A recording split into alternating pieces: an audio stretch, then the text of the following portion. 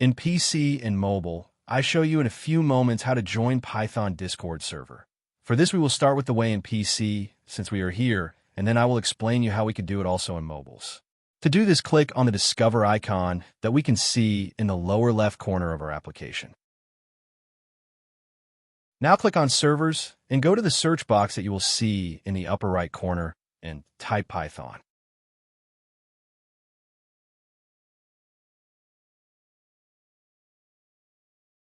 Now click on the server we are looking for, and then click on the Join button at the top of our Discord application.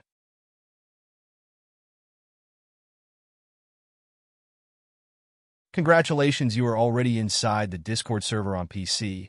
On mobiles, it is quite likely that you cannot do this same process, as it does not usually show the option to discover. That's why I'll leave a link to access to this server in the description of this video. Simply access the description and click on it, and thereby automatically access the Discord server without doing anything else. Please give a like to this video, comment, and subscribe. Until the next one.